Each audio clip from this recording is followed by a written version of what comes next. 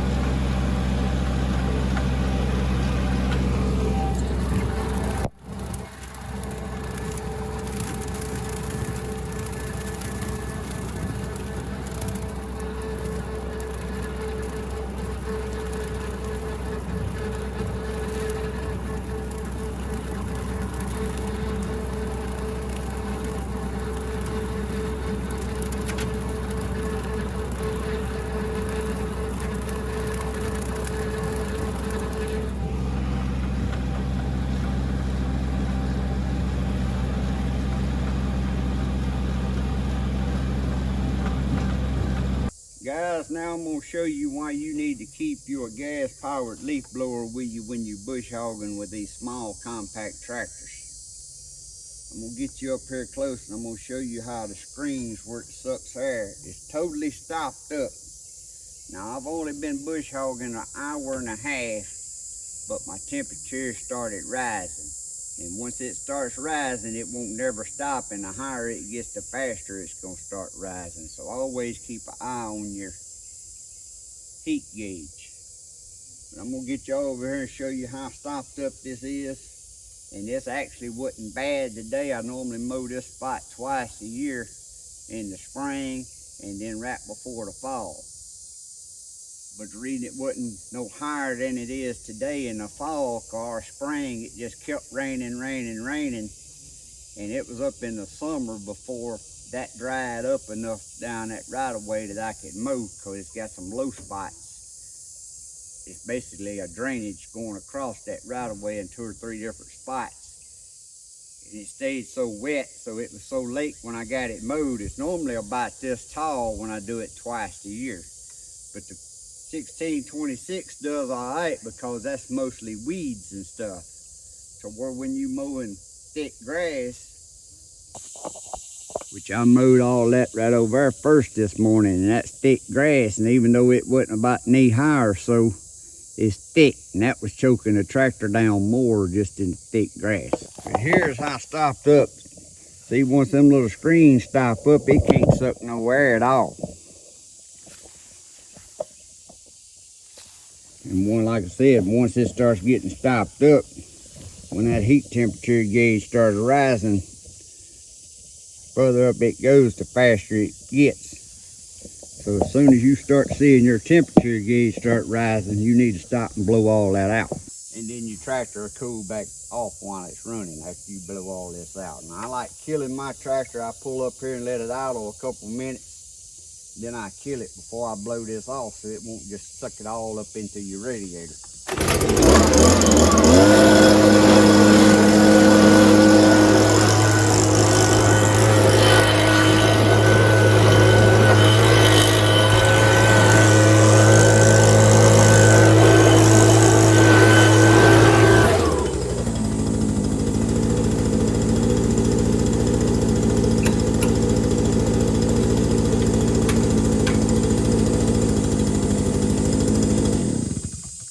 Any decent built tractor is going to have a screen right here in front of the radiator, and when I pick this up it's going to fall off. But see what gets through that screen and around them openings? You need to pull your screen out, blow it off, and then you need to blow your radiator, but you don't need to blow it into your radiator. You need to get and try to blow as much out forward as you can. And guys, never spray your radiator out with water. As soon as you do that, unless you're gonna wash it with water, and then you finna park the tractor until it's totally dry. Don't never spray your radiator out with water and go right back to bush hogging. All that does is make this stuff get wet and just pack in your radiator fins, and then you just got issues from then on.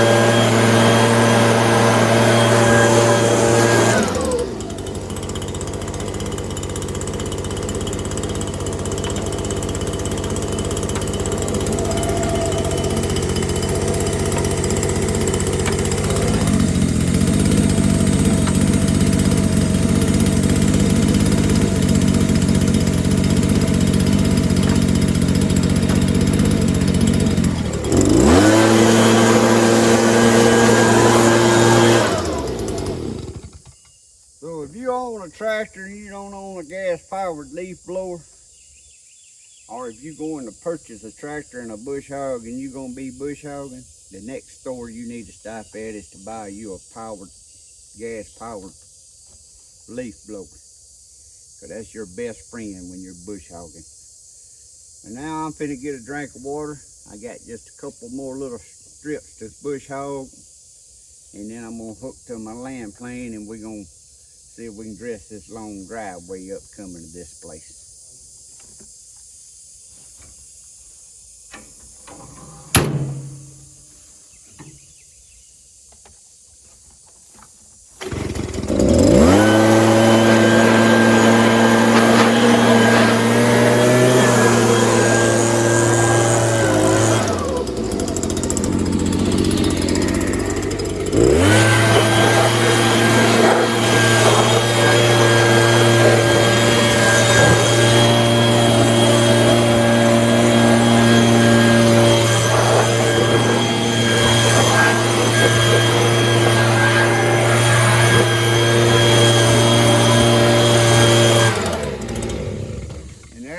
Another good tip for you bush hog: if you want it to last for many years, every time you get done with it, blow all that grass and stuff off of it so it won't sit there and get wet and rot your top of your bush hog off. Now this bush hog here is around 24 to 26 years old. Now I have had to do some little repairs on the side where I've bent it up, running in the stumps and stuff, especially back here on the back edge. But the only spot this thing is 20-something years old is starting to rust right there. Some little holes that's coming, and that's where on the edge of one of them wells. But before it starts breaking loose, I get me a little thin plate and lay over it and weld it. But if you'll keep your bush hogs blowed off and don't let that stuff sit there and rain on it and get wet, your bush hogs will last for years. Now those old bush hogs have been painted. It's a house bush hog. It was red. Well, when I done my repairs back here and put some little stiffeners on the corner here where I done broke the corner well, that's from backing in the stumps at a hunting club. I was out there one day and I just had my paint gun and had some extra gray paint. I just painted the whole thing gray again. But like I said, that's been a good bush hog. And I sharpened the blades on it several times, but once they got wore down, I put some new blades on it, and I actually got a video on how to put blades on these old bush hogs. And there's easier ways to do it than I done it, but if you like me and ain't got all the proper tools, you can watch that video and see how to change blades on a bush hog. So now I'm finna go hook up to my land plane and let's blade this driveway.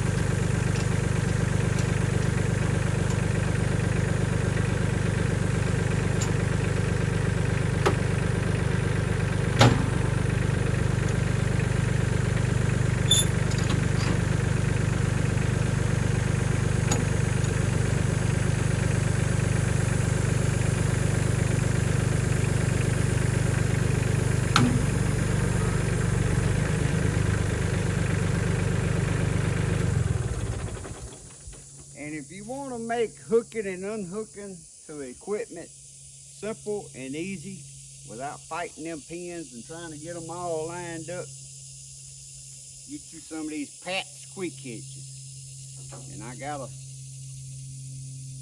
video on these. I'll try to remember to put at the end of this video. You can go back and look at these Pat's quick hitches. But what's good about the Pat's quick hitches is I got some older equipment that's not quick hitch compatible, but with the Pat's quick hitch you can hook up to all your equipment just by using your third arm. For a quick hitch, it's got to be quick hitch compatible with just land plane is, but that old bush hog over there is not. And I got some other equipment that's not. So I chose the Pat's quick hitch, and they make hooking and unhooking a breeze, as you just seen.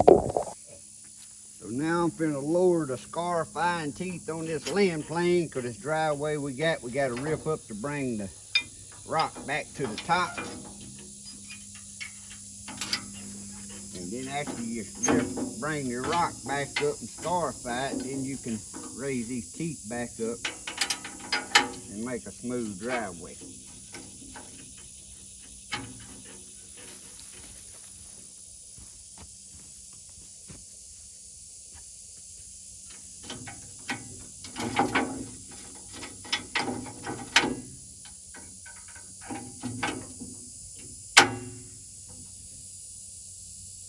Now this is the Land Pride land plane by, I think Kubota Sales, it's where I got it from. At the time I was wanting a good land plane. I didn't like some of the cheaper ones out there. And at that time, that was right after the 2020 world screw up, y'all know. And it wasn't two places that had a land plane, and both of them was Land Pride at the Kubota places in two different towns, other than some of them little cheap flimsy made ones that I didn't want. And that's why I ended up with a Land Pride, and I love it. This is the best thing for grading and reshaping driveways. Now this old driveway here has not been reshaped, re-scarified since it was made probably 15 years ago. So it's hard, but you can see them teeth just cutting down in there, and that's all I'm trying to do right now is break it loose and bring some of that gravel back to the top of the soil. Just an old wood road, about a quarter mile long, coming into the woods.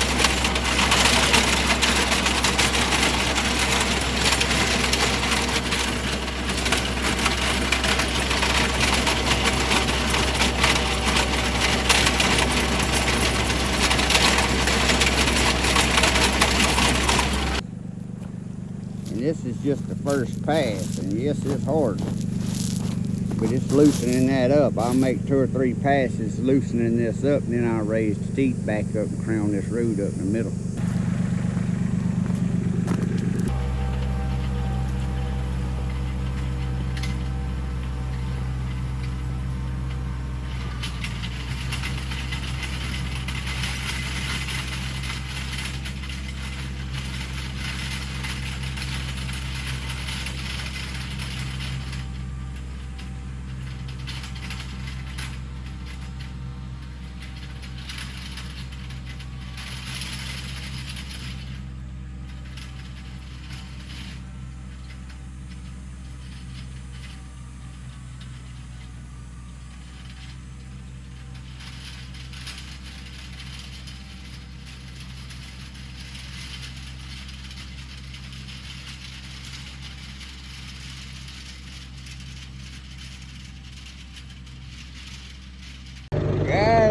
done picked the teeth up, and I'm starting to just shape the driveway. You can see there's a lot of roots in there, but y'all can see how good it's going to make this driveway look. I'm going to try to let y'all see a little bit, but it's going to be dusty.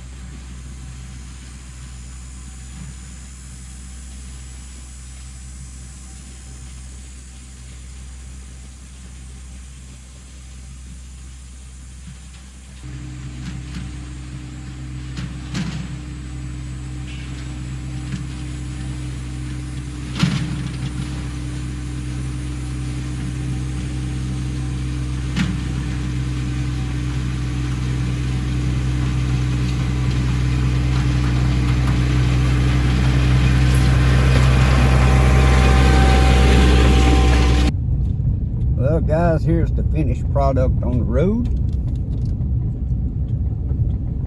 It shouldn't be holding water anymore.